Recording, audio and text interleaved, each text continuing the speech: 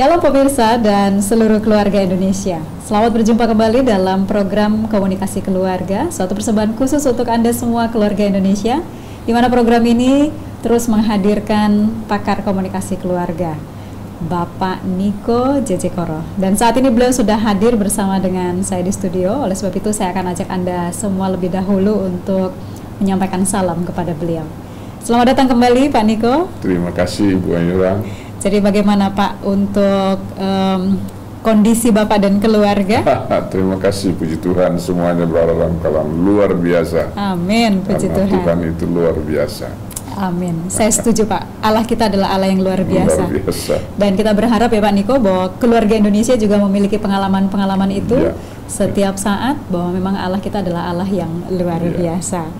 Dan oleh sebab itu keluarga Indonesia, saat ini kita perlu untuk mengambil waktu, kita mau lanjutkan serial belajar kita.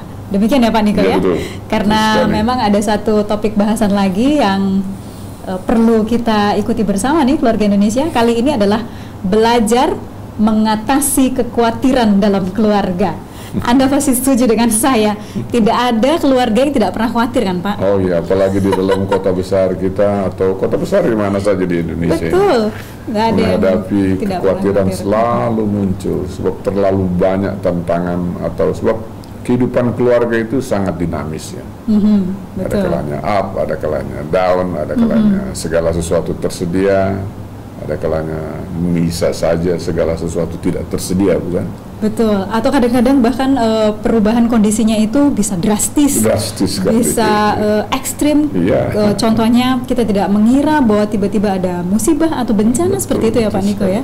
Selama masih berada dalam dunia, karena dunia ini adalah untuk sementara, bukan? Betul sekali. Namun itulah keluarga Indonesia, kita penting untuk belajar bersama nih saat ini. Apa saja prinsip-prinsip yang Iya, bisa betul. dibagikan oleh Pak Niko untuk kita semua, bagaimana mengatasi kekhawatiran Iya. dalam keluarga. Nah, mengatasi kekhawatiran ini ada barangkali di dalam Alkitab, dalam firman Tuhan, memberikan suatu contoh kekhawatiran yang barangkali sangat luar biasa. Apa yang Oh begitu Pak ya? apa yang dialami oleh Ayub misalnya. Baik. Ini pelajaran penting sekali. Jadi dari Ayub nih Pak Dari ya, Ayub akan kita lihat. bertolak, Baik. kita bisa melihat. Tolong bacakan Ayub 20 ayat 22 barangkali. Bisa kita mulai dari situ.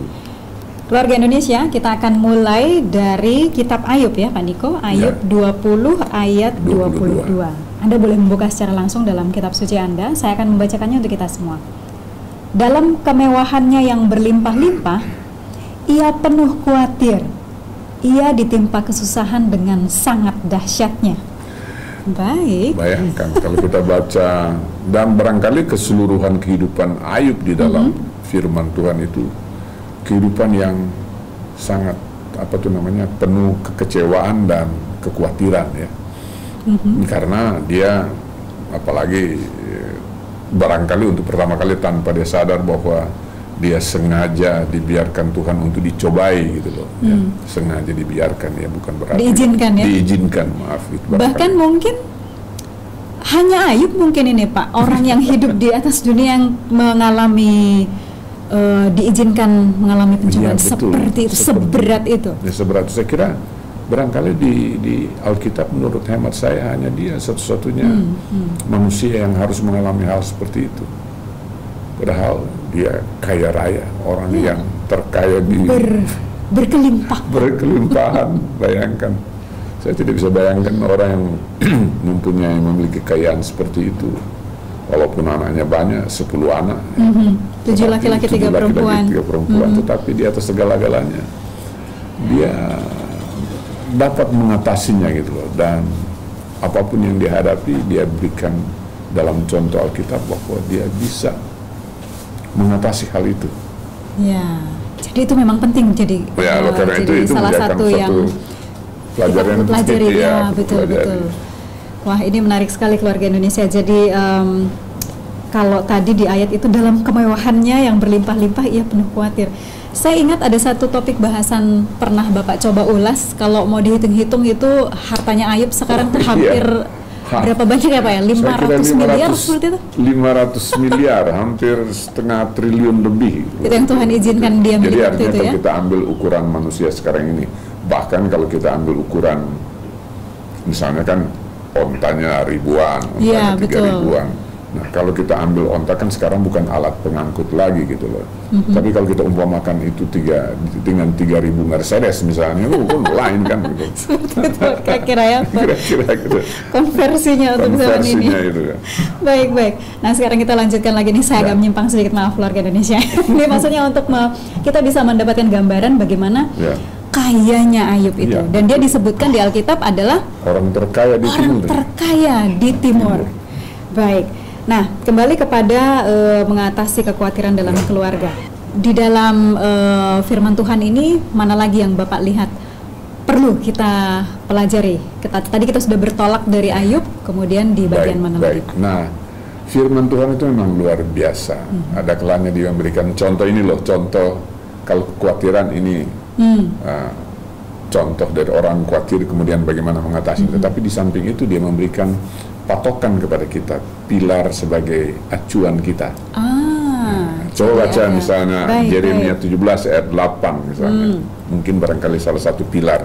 Baik, keluarga Indonesia, ini penting. Pilar dari Alkitab ya yang perlu kita pegang untuk mengatasi kekhawatiran. Yeremia 17 ayat 8. Anda boleh membaca secara langsung, saya akan baca untuk kita semua.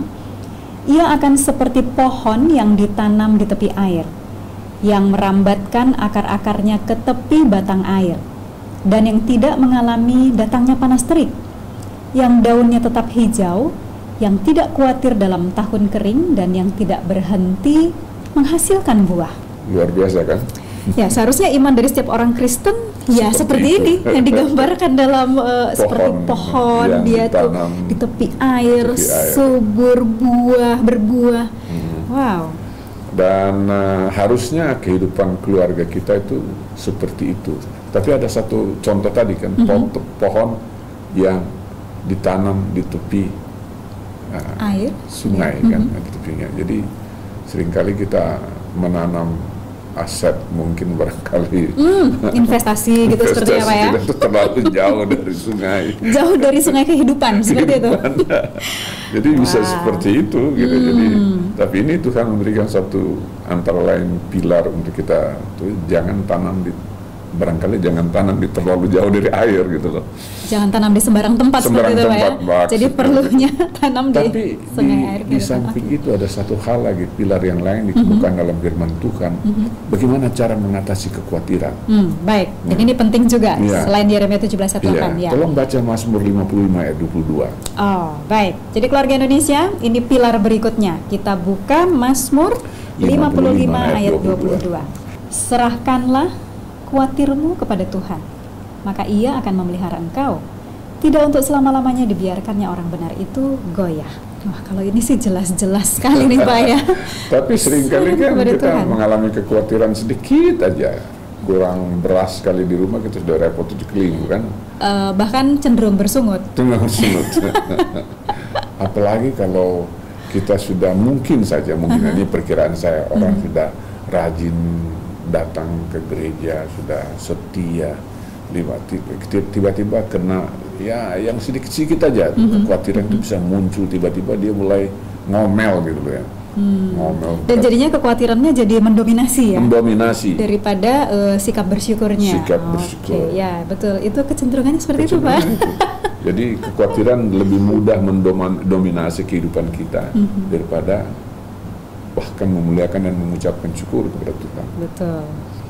Makanya kita perlu belajar nih keluarga Indonesia untuk mengatasi yang namanya khawatir ini ya. Nah itu tadi kita sudah bahas dari perjanjian lama. Dan perjanjian baru pun ada hal yang sama. Oh, berarti ini pilar berikut ya? Pilar berikut ya. Coba tolong baca 1 Petrus 5 ayat 7. Baik, keluarga Indonesia, kita ke perjanjian baru, kita lihat dalam 1 Petrus 5 ayat 7. Firman Tuhan, serahkanlah segala kekhawatiranmu kepadanya sebab Ia yang memelihara kamu. Ini sama senada ya Pak ya dengan Mazmur tadi, Mazmur 55 ayat 22 tadi. Senada ya? Senada, paralel barangkali ya. Ya mungkin ya, baik, paralel. Kalau begitu saya timbul pertanyaan Pak. Jadi setelah kita serahkan segala kekhawatiran kita kepada Tuhan, berikutnya bagaimana? Apakah kita berdiam diri? Berdiam diri, tidak berbuat apa-apa. Ya, karena banyak sekali nasihat atau pernyataan-pernyataan yang diberikan, jangan harus lakukan usaha sebaik mungkin. Setelah kita serahkan, next itu tindakannya apa ya Pak? Makanya kan Tuhan ambilkan di pihak lain, kalau nggak salah masih ingat kita bekerja, berdoalah dan bekerja, atau bekerja dan berdoa. Begitu ya Pak ya? Nah, tapi dari hal itu maksudnya menyerahkan segala sesuatu kepada Tuhan itu yang barangkali paling penting, karena seringkali kita ini cenderung untuk menyerahkan hal-hal yang bersifat rohani kepada Tuhan, nah, gitu loh. Kalau yang tidak, kalau yang nggak bersifat rohani ya urusan sendiri aja. Oh, baik, saya mengerti. Jadi kita cenderung jadi memilah-milah gitu ya Pak ya? Gitu loh. Penyerahan kita jadinya kalau yang rohani diserahkan kepada Tuhan. Kalau yang enggak diserahkan.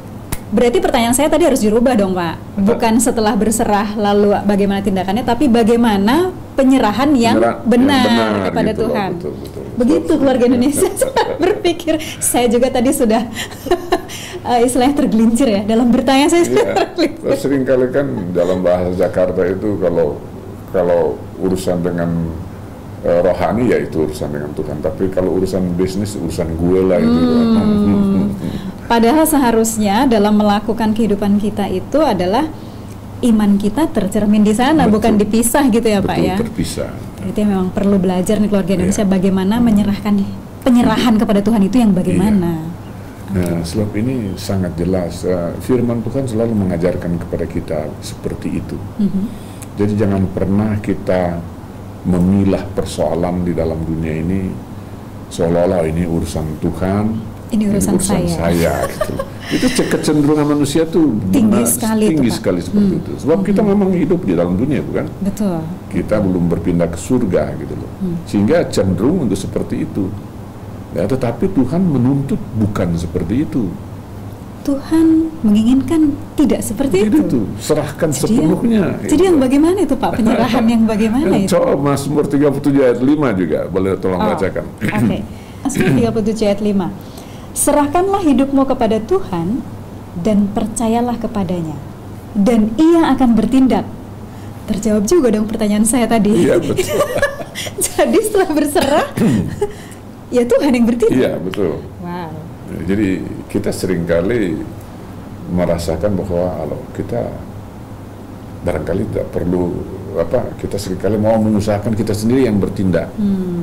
Ya, kita mengharapkan kekuatan dari Tuhan, lalu kemudian kita rasa kita dipercayakan oleh Tuhan untuk mengatasi segala-galanya. Nah, seperti Tuhan yang akan.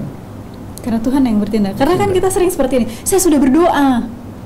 Jadi kemudian saya lakukan ini dengan penuh keyakinan karena saya tadi sudah berdoa. Padahal mungkin belum tentu itu adalah tindakan Tuhan ya Pak ya. Betul. Karena Tuhan berada di dalam kesulitan dan kekhawatiran kita selama-lamanya dalam kehidupan kita. Contoh misalnya Daniel ketika dia tidak bisa datang menyembah sujud kepada Nabukadnezar dengan patungnya, kemudian disuruh Sadrah, Mesak dan Abednego. Baik, teman-teman Daniel ya. Lalu kemudian dia disuruh masuk dilemparkan ke dapur api. Dan apa yang kita lihat? Ternyata di dapur api itu bukan cuma 3 orang kan? Ada 4 orang. Betul sekali. Jadi itu berarti karena Tuhan berada di dalam kesulitan kita. Dia tidak pernah berada di luar kesulitan kita. Baik, ini adalah hal yang sangat menguatkan hati nih keluarga Indonesia. Tuhan itu bersama dengan kita dalam kesulitan kita. Dia tidak hanya memonitor dari jauh begitu ya. Banyak kan mengatakan bahwa ya Tuhan yang ngatur dari jauh. Enggak. Dia berada di dalam kesulitan kita. Bersama dengan kita. Dan ya Pak. Dan ini sudah diberikan contoh ketika dia berikan contoh kepada atau mengajarkan bangsa Israel. Ketika mereka keluar dari perhambaan Mesir. Selamanya dia berada dengan mereka, bukan? Betul. Dia memberikan mana dari sorga, dia menuntun mereka dengan tiang awan, tiang api.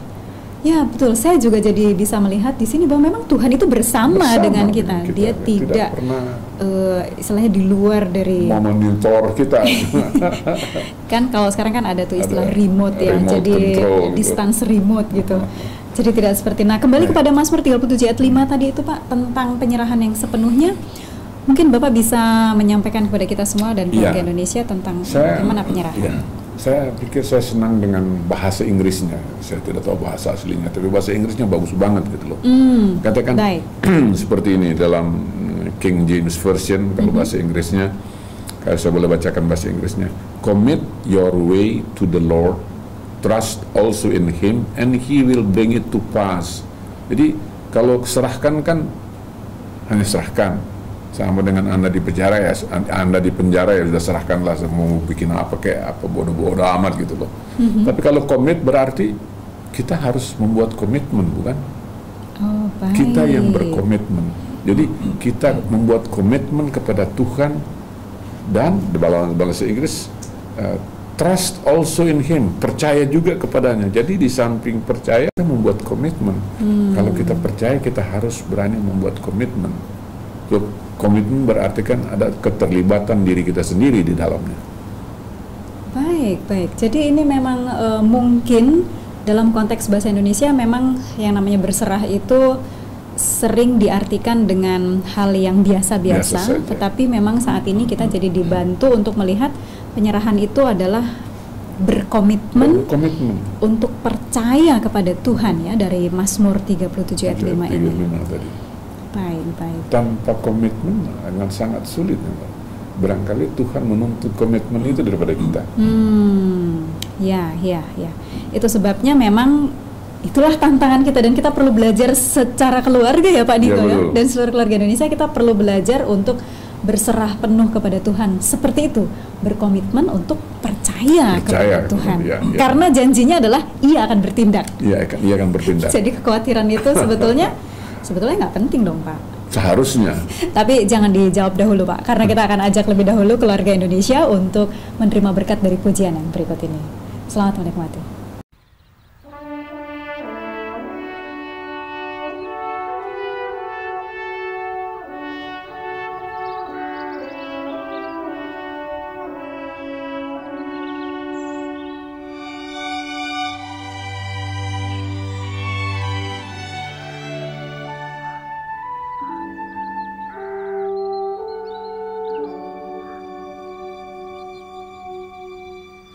The love of God.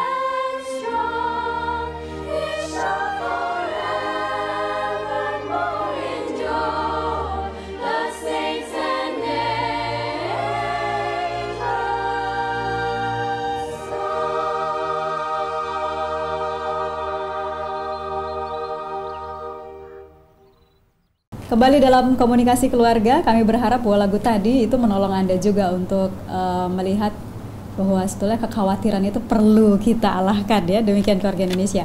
Nah, kita akan kembali melanjutkan topik bahasan kita, belajar mengatasi kekhawatiran dalam keluarga. Dan tadi kalau Anda cermati sebelum lagu, sudah banyak yang dibagikan Pak Niko untuk kita semua keluarga Indonesia, bahkan pilar-pilar dalam Alkitab itu adalah yang Tuhan sendiri berikan, yang kita bisa gunakan untuk mengatasi, bahkan mungkin mengalahkan ya Pak ya, kekhawatiran dalam keluarga. Dan tadi sebelum lagu saya sudah sempat sentil-sentil sedikit. Sebetulnya berarti nggak perlu dong khawatir, tapi apa memang demikian ya? Jadi kita akan serahkan kepada Pak Niko nih untuk lanjutannya. Iya, memang pertanyaan apakah kita tidak perlu berbuat apa-apa, begitulah kira-kira. Baik. Tapi ya kembali lagi, sebagaimana bahkan di sini bukan pilar saja yang Tuhan sediakan, sebagaimana kita contohkan tadi nah, bahwa Tuhan berserta dengan kita di dalam mengatasi segala kesulitan kita. Betul. Dan kekhawatiran kita. Betul. Itulah sebabnya Tuhan memberikan pertolongan itu langsung on the spot kepada kita, manusia yang mengalami kekhawatiran itu gitu loh. Tolong baca Yakobus 2 ayat 26. Ya. Baik, keluarga Indonesia, mari buka kitab suci di dalam Yakobus 2 ayat 26. Anda boleh membaca secara langsung, saya akan membacakannya untuk kita semua. Sebab seperti tubuh tanpa roh adalah mati, demikian jugalah iman tanpa perbuatan-perbuatan adalah mati. Hubungannya bagaimana nih Pak? Ya. Tadi kan kita sudah katakan atau kita sudah baca bahwa di dalam Mazmur 37 ayat 5 tadi, serahkanlah hidupmu kepada Tuhan dan percayalah kepadanya, dan Ia akan bertindak. Nah, katakanlah di dalam dunia sekarang ini, di mana ketika Yesus Kristus sudah naik ke sorga, sudah pergi ke menyediakan tempat untuk kita manusia, yang berfungsi adalah sebenarnya Roh Kudus kan, Roh Kudus yang menggantikan kehadiran Tuhan itu. Nah, itulah sebabnya dalam Yakobus 2 ayat 26 tadi dikatakan bahwa seperti tubuh tanpa roh adalah mati, demikian pula iman tanpa perbuatan adalah mati. Sama seperti kita mengatakan bahwa oleh iman sudah menyelesaikan segala persoalan, bukan? Tapi iman tanpa roh adalah mati, atau ya tubuh tanpa roh adalah mati. Iman tanpa perbuatan adalah mati. Baik, ini menarik sekali ya. Jadi kalau begitu kaitannya adalah, bisa nggak seperti ini Pak, kita berpikirnya bahwa tindakan yang cara Tuhan bertindak itu melalui Roh Kudus itu? Iya, jadi tadi kita sudah katakan, kita sudah kupas atau bahas tentang kita membuat komitmen, ya, kan? Kita harus membuat percaya kepada Tuhan. Nah, sesudah kita membuat komitmen itu, Tuhan memberikan penolong kepada kita. Ya. Penolong itu adalah Roh Kudus. Gitu.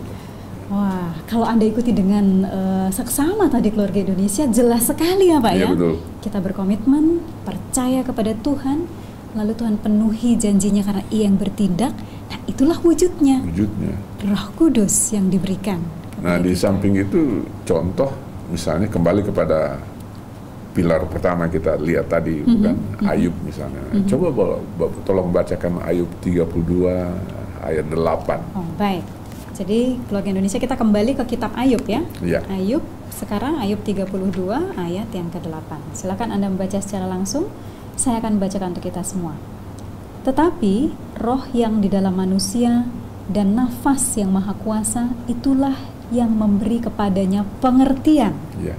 Tapi terus lagi sambung dengan Ayub 33 ayat 4. Oh, baik, jadi kita lanjutkan dengan Ayub 33 ayat 4. Roh Allah telah membuat aku, dan nafas yang maha kuasa membuat aku hidup. Ya, jadi saya pikir ini yang kita tidak boleh lupakan di dalam komitmen kita, ya. Sebab hanyalah roh yang dapat memberikan kita pengertian. Roh memberikan kepada kita pengertian. Dan memberikan kita kekuatan. Ya. Baik. Ya. Dan Lah itu sebenarnya jadi yang membuat kita jadi hidup, ya? iya, yang memberdayakan kita, empower kita adalah Roh Kudus. Seperti itu rupanya. Jadi- Wah, seru juga ya belajar kali ini ya. Sebab tanpa diberdayakan oleh Roh Kudus, kita tidak bisa berbuat apa-apa, bukan? Itulah sebabnya saya kembali kepada ikon kita, masih ingat? Ya, Yohanes 15 ayat 5. 15, lihat Yohanes 15 ayat 5, di luar aku kamu tidak dapat Tidak berbuat dapat berbuat apa-apa. apa-apa. Nah, Yesus Kristus sendiri kan omnipresence-nya tidak berada di atas dunia ini kan.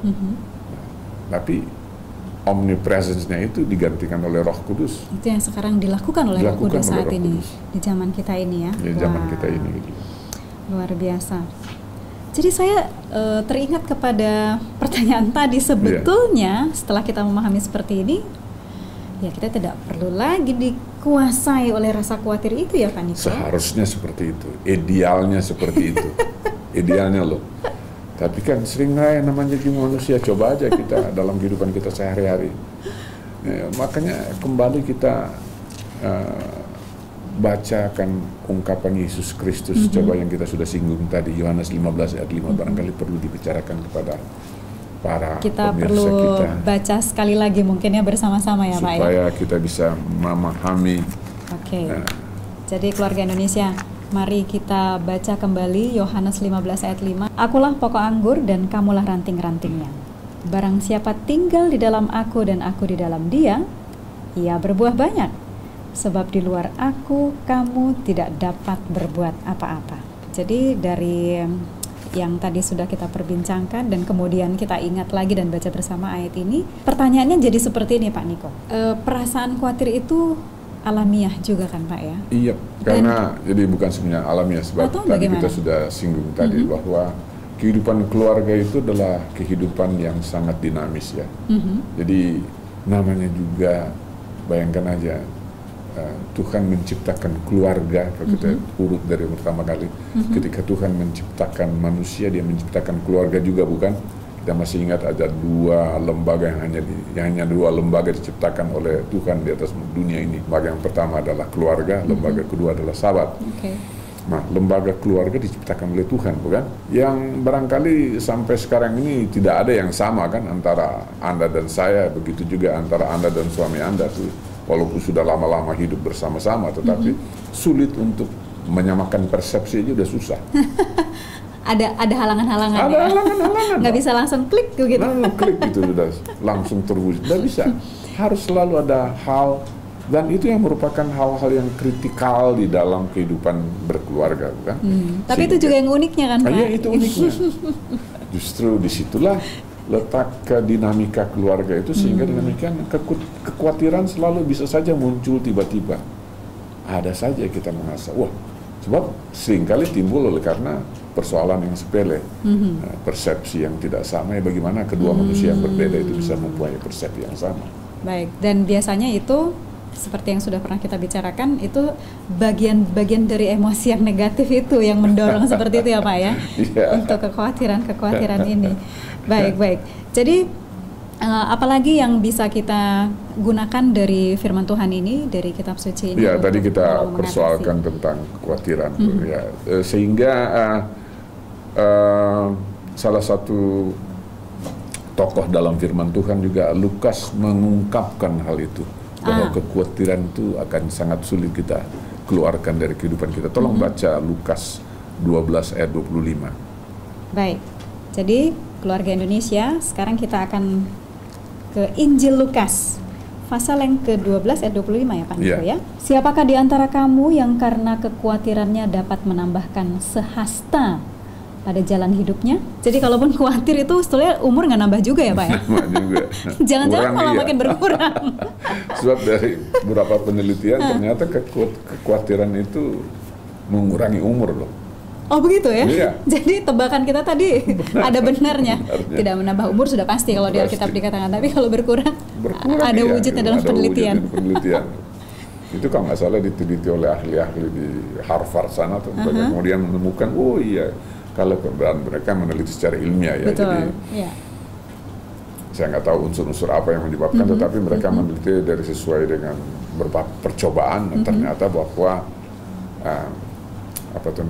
kekhawatiran itu mengurangi umur gitu. Karena mungkin kekhawatiran membuat daya tahan atau imunitas manusia itu jadi menurun. Ya, sehingga tidak bisa tangguh ya untuk menghadapi masalah-masalah itu yang jadi membuat seseorang jadi lebih mudah sakit. Jadi sakit. Ada orang yang kekhawatiran sedikit aja udah mengeluh, udah stres. Nah, kalau stres itu memang jadi pendek umur sih. Memang luar biasa firman Tuhan ini. Tuhan itu bekali lengkap sekali ya Pak ya. Bahkan jaminan untuk jangan takut, jangan khawatir. Luar biasa. Nah, mungkin Pak ada lagi yang Bapak mau sampaikan sebelum kita perlu undur diri nih karena memang waktu juga yang perlu kita perhatikan bersama. Oke, saya kira ada hal yang kembali kepada kekhawatiran tadi bahwa hanya bila mana kita bergantung bergantung sepenuhnya kepada Tuhan. Oleh karena kembali kepada Yohanes 15 ayat 5. Kita hanya ranting-rantingnya ya. Tuhan itu Yesus Kristus adalah pokok anggur. Ya bayangkan aja kalau kita ranting-rantingnya, ya gimana kita bisa berbuat tanpa kita mengacu kepada atau tetap menempel kepada pokok anggur itu. Ya, hanya ini memberikan satu ilustrasi yang sangat-sangat tepat untuk menggambarkan kepada kita bahwa kita benar-benar sangat bergantung kepada Tuhan di dalam kehidupan kita. Oleh karena itu, kalau kita bergantung kepada Tuhan, maka kita benar-benar akan tidak khawatir dalam menghadapi segala apa yang kita harus hadapi di dalam dunia ini. Berarti memang kunci dari pembahasan hari ini, mari kita secara keluarga commit your way ya. Jadi kita berkomitmen secara keluarga untuk percaya kepada Tuhan. Dan Ia pasti penuhi janjinya bahwa Ia akan bertindak. Demikian ya Pak ya. Betul. Dan segala macam kekhawatiran akan teratasi. Terima kasih Pak Niko untuk kesempatan pelayanan hari ini dan juga keluarga Indonesia. Kami berharap bahwa ini akan menjadi satu hal yang bermanfaat untuk keluarga Anda. Terima kasih untuk perhatian Anda. Kita akan berjumpa kembali pada kesempatan berikutnya. Tuhan memberkati kita semua.